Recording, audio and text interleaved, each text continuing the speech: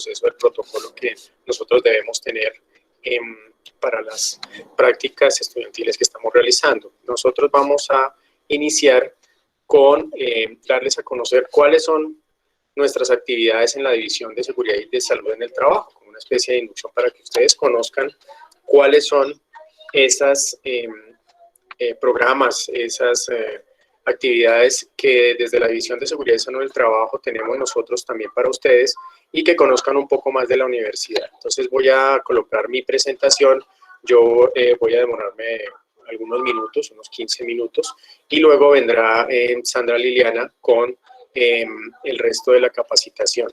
Entonces, muchas gracias a todos. Nuevamente, bienvenidos. Y voy a poner entonces aquí, voy a cortar mi pantalla y voy a hacer la presentación.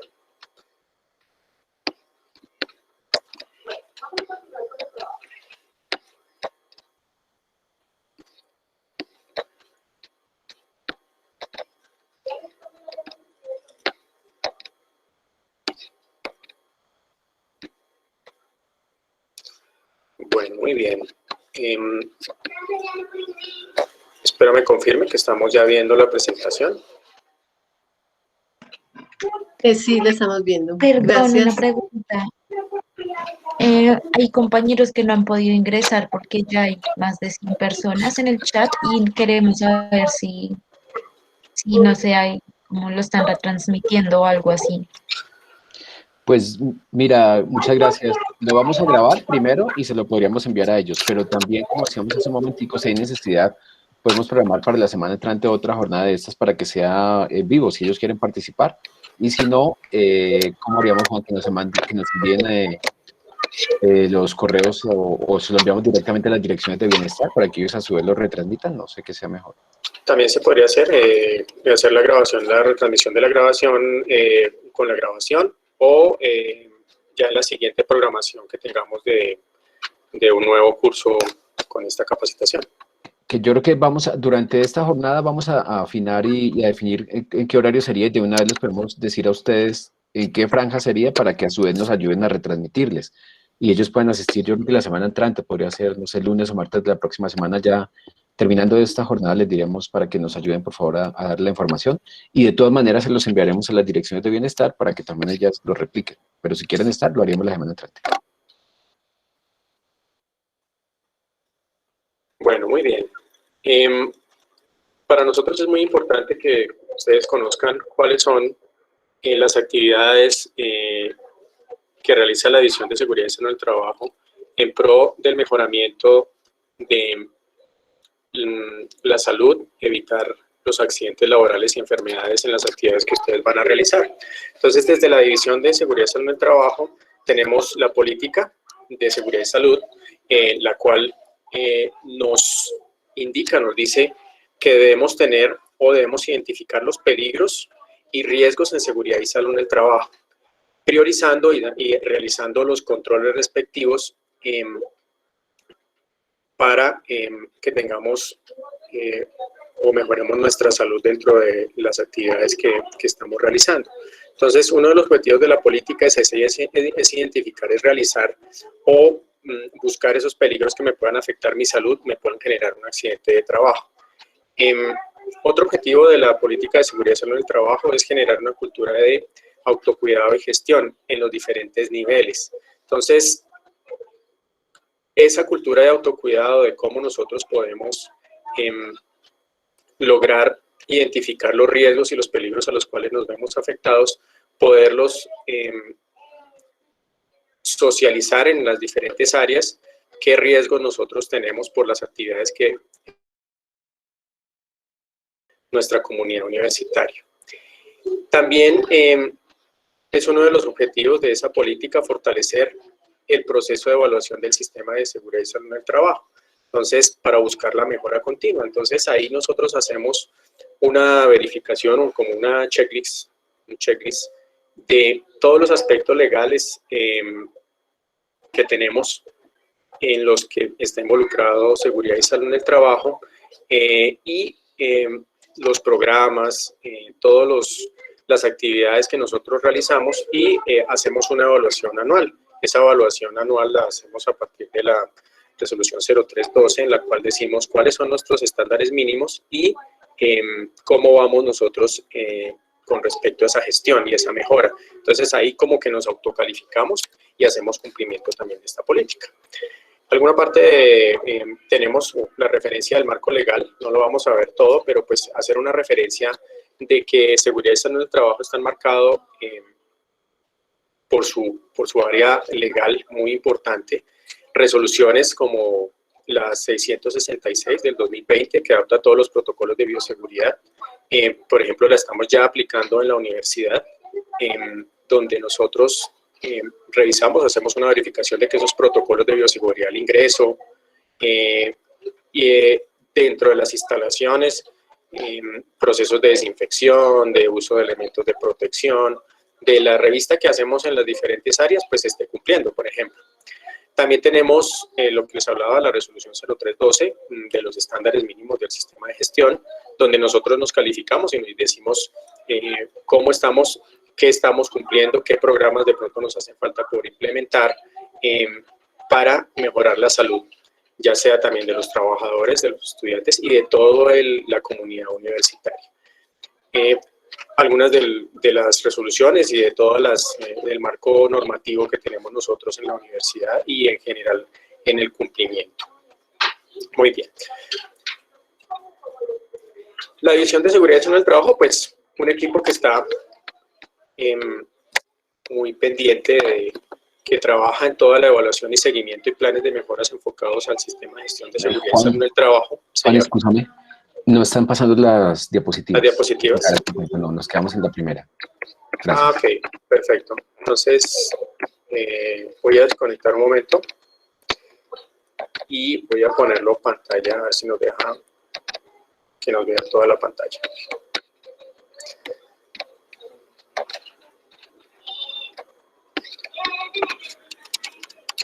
¿Vemos ahí la del marco legal? Sí, señor. Sí, señor. Ya, gracias. Gracias. Listo. Muy bien, entonces íbamos como en el tema de marco legal, vimos la política. Desde la División de Seguridad y Salud del Trabajo, pues un equipo interdisciplinario pues, que está al servicio de toda la comunidad universitaria, buscando esa mejora de procesos y estamos enfocados a la gestión del sistema de seguridad y salud del trabajo, buscando evitar los accidentes de trabajo y las enfermedades laborales. Estamos ubicados en el edificio Uriel Gutiérrez, en la oficina 418, ahí nos pueden ubicar. Ahora, pues como estamos en virtualidad, pues tenemos nuestros canales como, virtuales, que es el correo electrónico socupacional_boc@unal.edu.co, donde podemos generar también nuestras, si tenemos observaciones, inquietudes, podemos comunicarnos. Algunos de los principales procedimientos que nosotros tenemos para ayudar en esta mejora del sistema de gestión, está, por ejemplo, todo lo que es la identificación de peligros, donde nos damos unas visitas a las diferentes áreas, identificamos qué riesgos pueden tener, el control y seguimiento de actividades, por ejemplo, de alto riesgo, seguimiento a las calificaciones de origen de pérdida de capacidad laboral o de accidentes de trabajo, de las que califica la ARL, inspecciones de trabajo, realizamos también las investigaciones de los accidentes, hacemos la revista de la entrega de elementos de protección, ropas y dotaciones de las diferentes áreas, y también hacemos todo lo que son evaluaciones médicas al personal, tanto a las personas que están con nosotros en la universidad. También realizamos mediciones ambientales y entrega al apoyo de elementos de botiquines extintores en diferentes áreas de trabajo dentro de la universidad. Es importante que nosotros conozcamos qué es un reporte de actos y condiciones inseguras. Entonces, nosotros también podemos hacer esos reportes de actos y condiciones inseguras. Entonces, una condición insegura se presenta en el lugar donde nosotros estamos y se caracteriza por la presencia de un riesgo no controlado que puede generar accidentes o enfermedades. Entonces, esa condición se refiere específicamente al área de trabajo donde yo estoy o en el sitio donde yo estoy haciendo mis actividades. Un ejemplo, pisos resbalosos, elementos que están fuera de sitio, falta de elementos para las actividades, elementos de protección, ¿sí? Condiciones como tal, las condiciones del sitio. Y un acto inseguro tiene que ver ya con la persona directamente, con el trabajador, el estudiante. Un acto o una condición que yo realice, por ejemplo, el no uso de los elementos de protección personal, evadir, por ejemplo, alguna de las normas de bioseguridad que tengamos en el sitio donde estamos. Entonces, esa es un acto inseguro. Hay un formato de reporte de actos y condiciones inseguras que tenemos en la universidad, al cual se refiere y podemos hacer el respectivo reporte a accidente de trabajo. Entonces, el accidente de trabajo es un suceso repentino que ocurre por causa o ocasión del trabajo o las actividades que estoy yo realizando en mis prácticas, por ejemplo. Entonces, me puede producir una lesión, la invalidez o la muerte. Es importante que sea siempre o que está relacionada directamente con el trabajo o las actividades que yo realizo. Si yo estaba realizando una actividad fuera de mi práctica, de mis labores, mi accidento, por ejemplo, en el trayecto de mi casa hacia el sitio, entonces no se consideraría, por ejemplo, como accidente laboral. O actividades diferentes a las cuales, por las cuales fue contratado, entonces no sería un accidente de trabajo. Otro sería, por ejemplo, fuera de la universidad o la entidad donde yo esté asignado, un ejemplo del horario de almuerzos, permisos, citas, etcétera.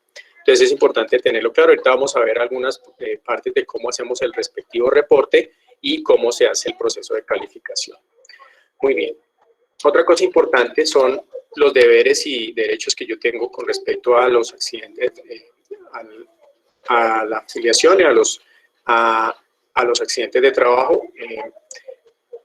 ¿Qué deberes, por ejemplo, yo tengo para evitar estos accidentes de trabajo, enfermedad laboral? Entonces es importante cuidar integralmente la salud, cumplir con las normas que se generan desde la División de Seguridad y Salud en el Trabajo, suministrar información veraz de nuestro estado de salud.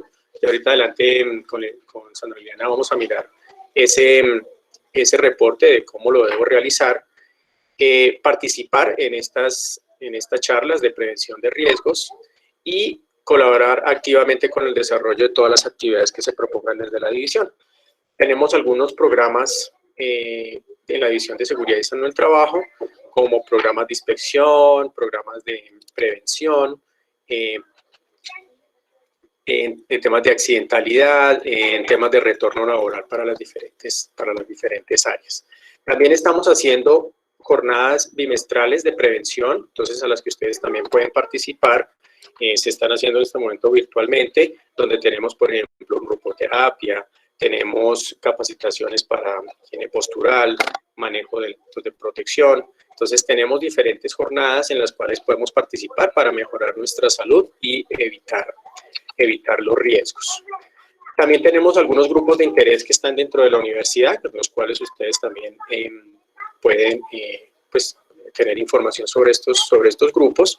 Entonces, tenemos los grupos de gestión ambiental, emergencias y seguridad, o GAESOS, que son los que tenemos en las diferentes facultades, que nos ayudan o coordinan todo lo que son políticas de seguridad y salud en el trabajo y de ambiente dentro de las facultades. Tenemos nuestros comités paritarios de seguridad y salud en el trabajo, que lo conforman trabajadores y directivas o parte administrativa de la universidad, en la cual se revisan o se verifican los riesgos que nosotros podamos tener en las diferentes áreas. También contamos con la brigada de emergencias, que nos apoya en caso de una emergencia dentro de las áreas de la universidad, y el comité de prevención de riesgos del CEPRAE. Entonces, donde se ejecutan todas las actividades de prevención de emergencias a nivel general dentro de la universidad, y donde se ubican todos los elementos de atención de emergencias. Ahí están las líneas de atención, por ejemplo, los 58, en caso de que tengamos alguna emergencia dentro de alguna de las áreas de las facultades en la universidad. Entonces es muy importante. Este es un breve resumen de lo que nosotros hacemos en la División de Seguridad y Salud en el Trabajo. para que ustedes también lo tengan muy presente. Bueno, entonces les presento entonces Sandra Liliana Díaz, nuestra capacitadora en el día de hoy. Nos va a ayudar con todo el proceso de bioseguridad y todos los temas que nosotros tenemos muy importantes en nuestras prácticas como estudiantes. Les agradezco mucho. Voy a dejar de compartir aquí ya la presentación para que ustedes puedan entonces tenerlo. Entonces, Liliana, muchas gracias. Bueno, muy buenos días para todos. Es un gusto estar con ustedes. Entonces, como ya lo dijo don Juan Carlos, vamos a hablar de la parte de bioseguridad de acuerdo a la normatividad que ha sacado el Gobierno Nacional. Voy a empezar a compartirles pantalla. Ustedes, por favor, me indican si la ven y si corren las diapositivas.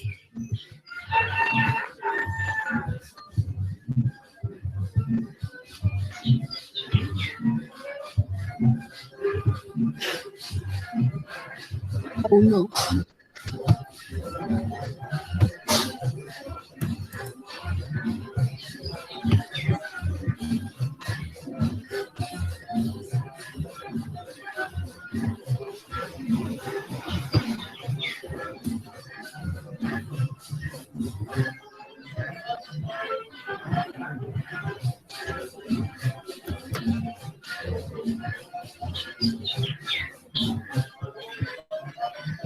¿Están viendo las diapositivas? Sí, señor. Yo sí lo veo. Señora, ¿Ven el cambio? Sí, señor. señora, Bueno, entonces vamos a hablar acerca de la prevención y la contención del COVID-19 en el grupo de estudiantes que va a ingresar a las prácticas. Como ya lo dijo don Juan Carlos, mi nombre es Sandra Liliana Díaz Triana, yo soy enfermera especialista en epidemiología. Vamos a empezar definiendo algunos conceptos. Entonces vamos a definir qué es prevención en salud. Esta se define como las medidas destinadas no solamente a prevenir la aparición de la enfermedad, tales como la reducción de factores de riesgo, sino que también van dirigidas a detener el avance de una enfermedad y a atenuar las consecuencias una vez establecida esta. Esto es de acuerdo a lo que nos indica la Organización Mundial de la Salud en 1998.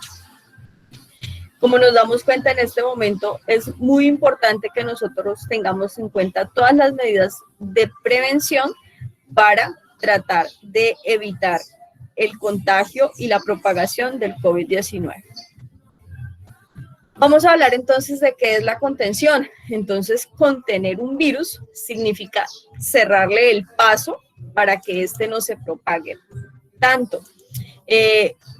Usualmente esto se hace cuando inicia una epidemia. Se debe identificar las personas que empiezan a aparecer enfermas y se deben aislar estos casos que son confirmados de tal forma que nos permita empezar a disminuir la propagación de este virus. Es importante que se empiecen a rastrear los contactos que esta persona enferma haya podido tener y se empiecen a poner en cuarentena para de esta forma hacer que nuestro proceso de contención sea exitoso.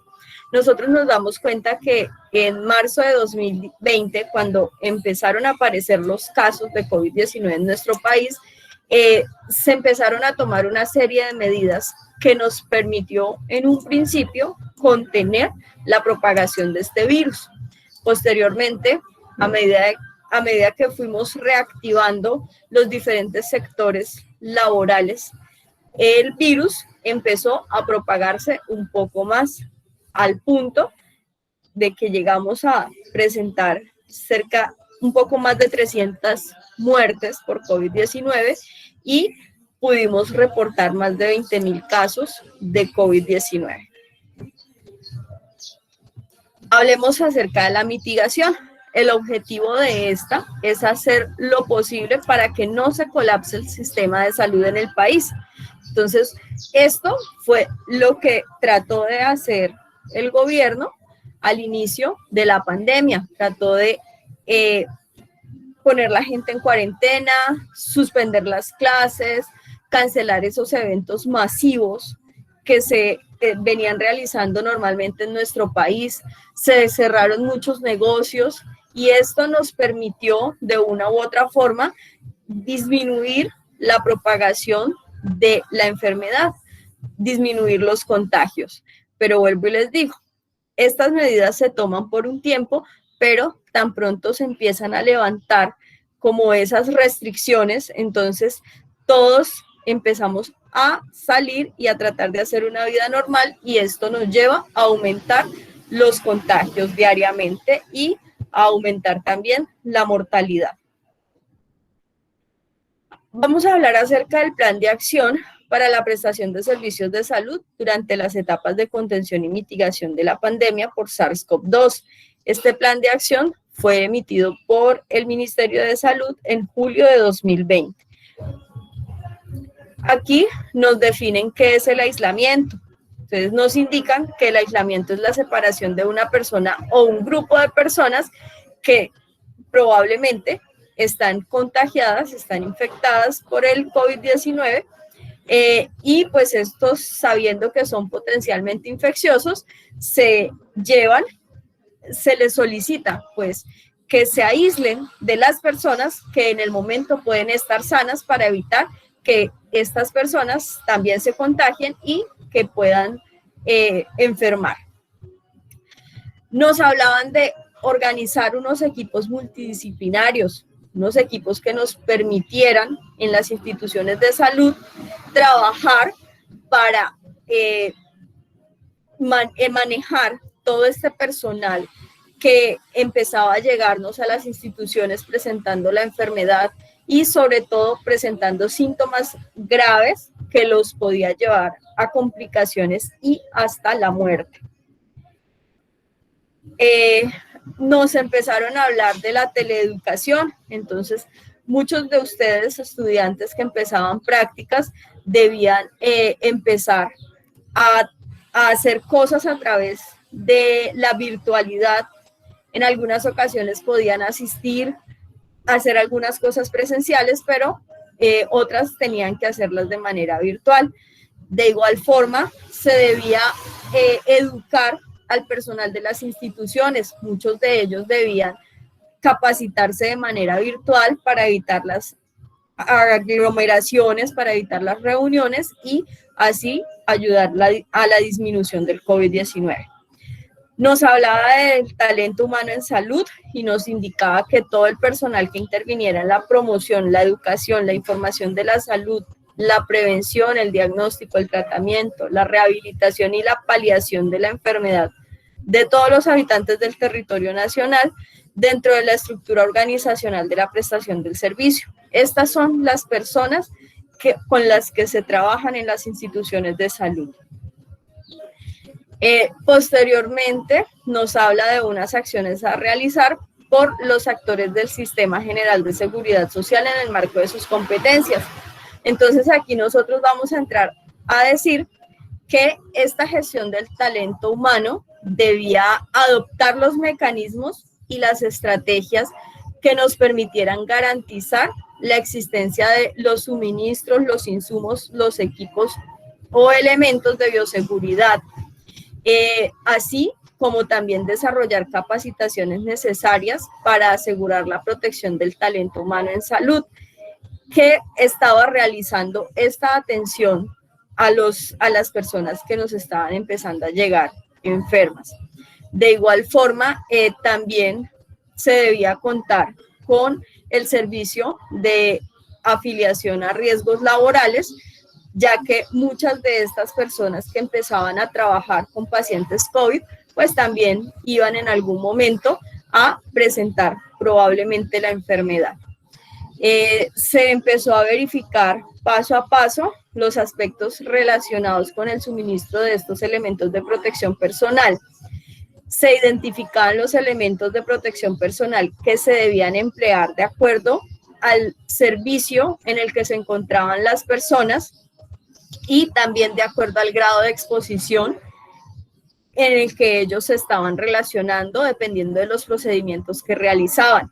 Esto todo se hizo basado en las recomendaciones que daban las ARLs y las recomendaciones que daba el Ministerio de Salud a través de sus protocolos y resoluciones.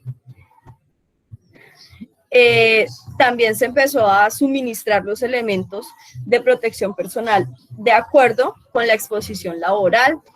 Se empezaron a dar los protocolos de atención por servicio para la contención de las personas con sospecha o confirmación de COVID-19. Se realizó y se continúa realizando en coordinación con las ARLs el entrenamiento y la capacitación del talento humano para el uso y retiro de los elementos de protección personal. Tengamos en cuenta que esto es bien importante, ya que muchas personas se pueden contaminar en el momento en que se retiran estos elementos de protección personal. Reportar oportunamente cualquier exposición ocupacional, especialmente cuando estas han sido relacionadas con COVID-19. Es importante que se utilice la ruta para el reporte, la cual está consignada en los lineamientos para la prevención, control y reporte de accidentes por exposición ocupacional al COVID-19 en las instituciones de salud. Esto cuando se tiene un vínculo laboral directo con esa institución de salud. Ahorita vamos a ver cómo sería el reporte de ustedes como practicantes. Se debe verificar diariamente la rotación, el consumo e inventario de los elementos de protección personal. Es importante que se establezca un plan de provisión de estos insumos de elementos de protección personal. Se debe concertar con el talento humano el lavado de los uniformes o batas que se utilizan durante la jornada laboral cuando la institución de salud cuenta con un servicio de lavandería. También se debe disponer de lugares para que el talento humano en salud pueda cambiarse de ropa al ingreso y a la salida, y pues se deben implementar sistemas de monitoreo de salud física y mental del talento humano. Para esto es muy importante que cuando ustedes lleguen a su respectivo sitio de práctica, revisen los protocolos, indaguen acerca de cómo están manejando ellos todo lo que tiene que ver con el ingreso a la institución, el cambio que ustedes realizan de su ropa diaria a sus uniformes y para que esto lo puedan realizar tanto a la entrada como a la salida de esta institución. Es importante que se realicen los tamizajes requeridos para descartar la infección por COVID-19 en el personal que se haya expuesto, de acuerdo a todos los lineamientos que nos ha dado el Ministerio de Salud y de la Protección Social. El talento humano en salud debe cumplir con los criterios clínicos o epidemiológicos para ser considerados como caso de infección positiva para SARS-CoV-2. Debe ser manejado de acuerdo con lo establecido en el documento, lineamientos para la atención y manejo de casos por los prestadores de servicios de salud frente a la introducción del virus SARS-CoV-2. Ahora vamos a hablar acerca de la resolución número 001155 de 2020, de julio 14 de 2020. Por medio de esta resolución se adopta el protocolo de bioseguridad para el manejo y control del riesgo del coronavirus COVID-19 en la prestación de los servicios de salud, incluidas las actividades administrativas de apoyo y alimentación. Entonces, en esta resolución nos habla acerca de unas medidas generales de bioseguridad que debemos tener para mitigar la transmisión del coronavirus COVID-19. Entonces, es importante que nosotros hagamos una muy buena higiene de manos. Debemos, pues, entender que la vía de administración del COVID-19 debemos entenderla muy bien, y partiendo de esta premisa, pues vamos a decir que todo paciente es potencialmente infeccioso y pues es fundamental que se garantice la higiene de manos en los lugares de trabajo. Es importante que se dispongan zonas para higiene de manos con los insumos necesarios, los dosificadores de alcohol glicerinado que deben ser mínimo al 60%, estos deben estar en lugares visibles en el lugar de trabajo, desde que se ingresa a la entidad de salud hasta la salida. Recordemos que realizar una muy buena higiene de manos nos va a ayudar a salvar muchas vidas, incluyendo la nuestra.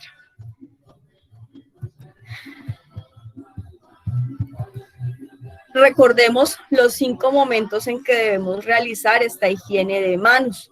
Debemos realizarla antes de tocar al paciente para evitar ir a contaminarlo, antes de realizar una tarea de limpieza séptica, después del riesgo de exposición a líquidos corporales, después de tocar al paciente, después del contacto con el entorno del paciente.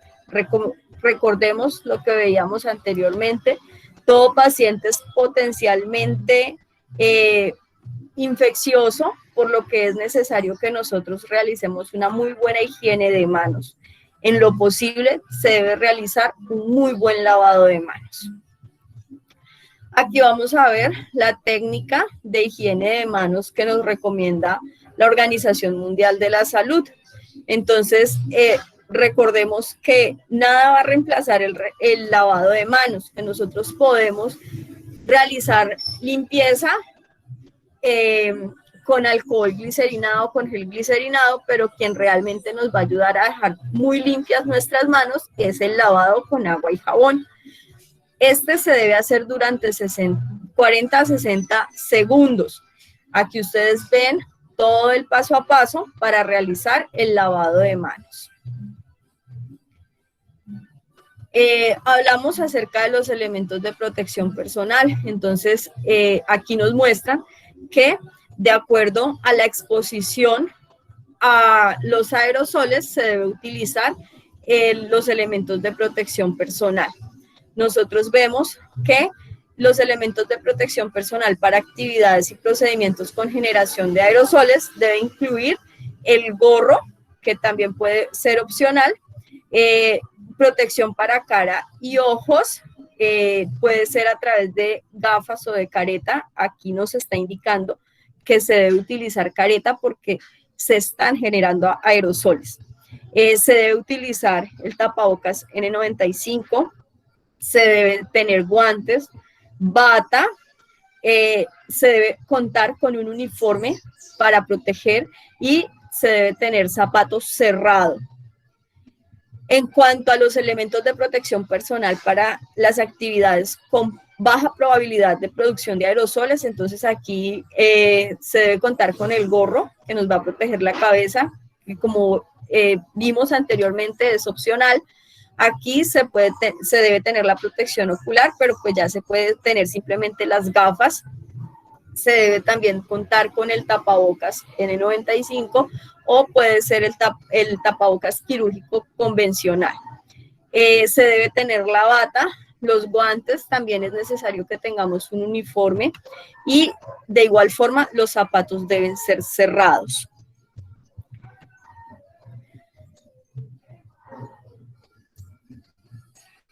Adicionalmente, se debe tener en cuenta el uso de los delantales. Este se considera en actividades que conlleven a exposición de alta carga de humedad, como cuando se hace parte de una cirugía o se está en los servicios generales, entre otras labores que se puedan realizar. El uso de los overoles se considera discrecional, está en los servicios generales, entre otras labores que se puedan realizar. El uso de los overoles se considera discrecional. El uso de las polainas se considera recomendable solo en la sala de partos y en los quirófanos. El uso del gorro se considera en ambientes como los quirófanos y la sala de partos. El uso de guantes estériles se considera para los casos que usualmente lo van a requerir. Sin embargo, recordemos que los guantes no confieren mayor protección. Es necesario entonces en algunas ocasiones que se utilicen guantes de manejo y posteriormente los guantes quirúrgicos. ¿Cómo vamos a realizar entonces el desecho de estos elementos? Es apropiado, es necesario que cuando nosotros vamos a retirar estos elementos busquemos una zona que sea indicada para ello y que se cuente con la caneca en la cual vamos a a hacer la deposición de estos elementos. Es importante que antes de empezar el retiro realicemos una lavada de manos con agua y jabón, y también debemos realizar esta lavada de manos con agua y jabón antes de colocarlos.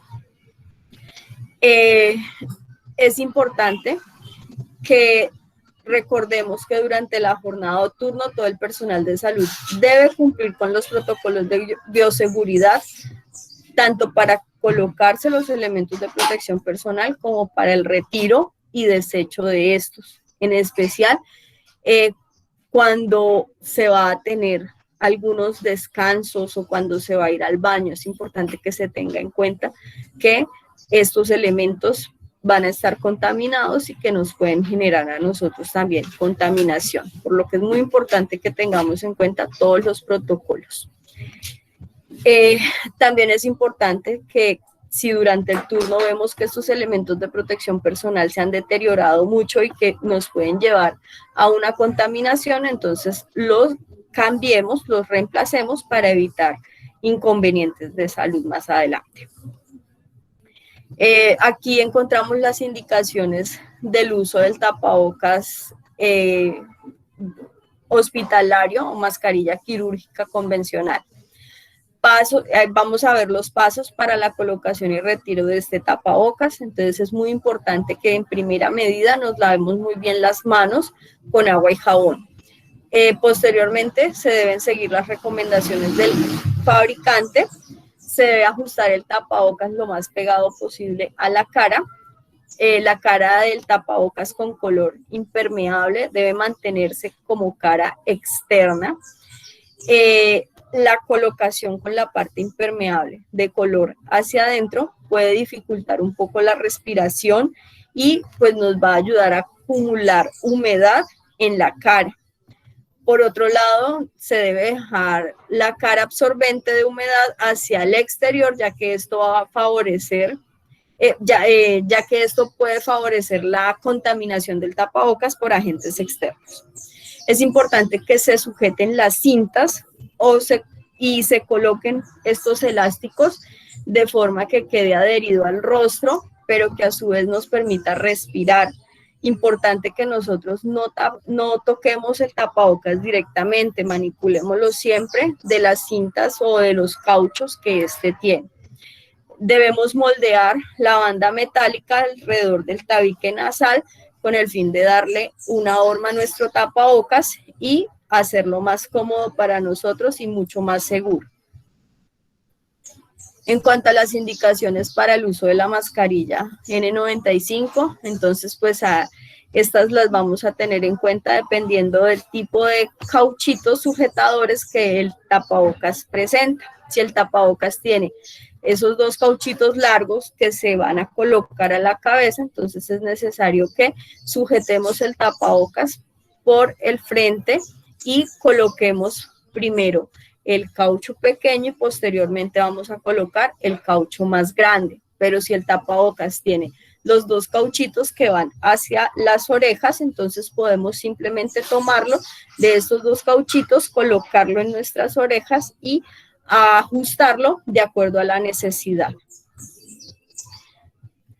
Es importante que, como les decía anteriormente, se identifique esos espacios en los que se va a poder realizar el cambio de nuestra ropa diaria a la ropa que vamos a usar dentro del hospital y que se identifique también el lugar donde se va a realizar este cambio de ropa contaminada y vamos a poder colocarnos nuevamente la ropa limpia que cuando ya vamos a salir o cuando simplemente hemos terminado un turno y vamos a hacer otra actividad. Entonces, importante que se tengan delimitadas las áreas limpias por donde nosotros vamos a transitar sin estos elementos de protección personal que están contaminados. El área de tránsito, que es donde se va a hacer ese intercambio de ropa contaminada y se va a dejar la ropa que está limpia. El área sucia, que es la zona donde se van a retirar y a desechar estos elementos de protección personal. El desplazamiento desde y hacia el lugar de trabajo Importante entonces visitar solamente los lugares estrictamente necesarios, evitando las aglomeraciones, hacer el uso del tapabocas, mantener la distancia de 2 metros en el transporte masivo, en los supermercados, en los bancos y pues demás sitios. En cualquier tipo de transporte debemos garantizar la limpieza y desinfección de las superficies con las que se ha tenido contacto. Importante la llegada de tu casa, entonces al llegar a casa es importante que se quiten los zapatos, que laven la ropa de forma separada a la de los demás miembros de la casa y pues que inmediatamente se bañen. Después de la higiene de manos se deben limpiar los accesorios, los maletines, los morrales y pues todo lo que llevamos. Es importante depositar el uniforme que se trae en un recipiente con detergente o directamente a la lavadora, pero sin mezclarlo con otras prendas.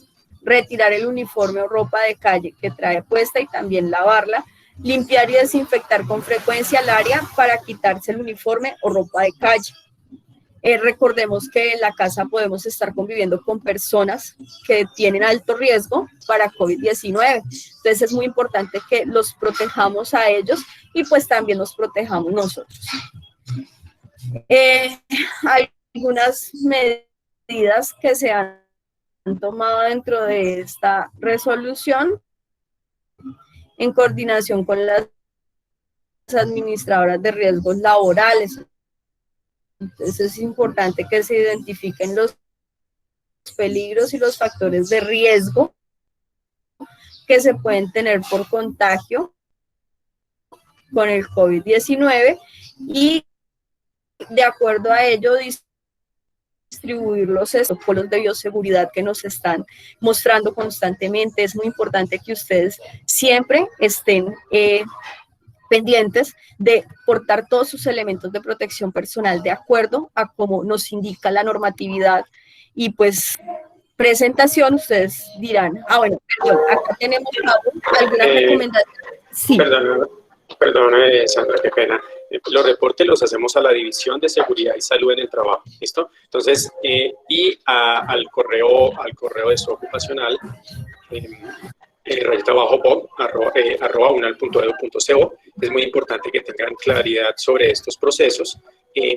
Recuerden que pues, si tienen alguna pregunta, ahorita vamos a hacer en caso de que tengamos algún caso positivo de COVID, con las respectivas, cuando hablamos de temas de probatorios, estamos hablando de esos elementos que nos indican que estuvimos realmente en el turno, toda la documentación que nos van a solicitar desde la división para que el ARL asimismo pueda realizar o pueda hacer la respectiva calificación del evento. Entonces es muy importante. Ya aquí en el chat Elizabeth nos está haciendo la copia del correo electrónico que nos podemos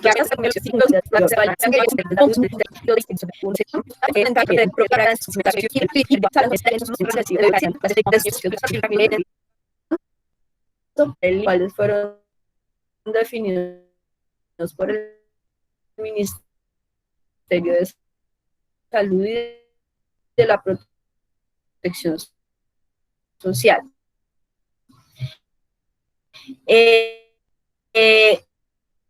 Trabajo. Miremos. Este puesto no es el ideal, ya veo. Las otras mesas las usa la familia y ellos sí tienen una buena postura. Este comedor está muy alto y por ello los hombros se levantan, con las manos se apoyan en el filo de la mesa y las piernas están colgando. La solución: una silla más alta o un cojín y para los pies un banquito. Mucho mejor, ¿no creen? La pantalla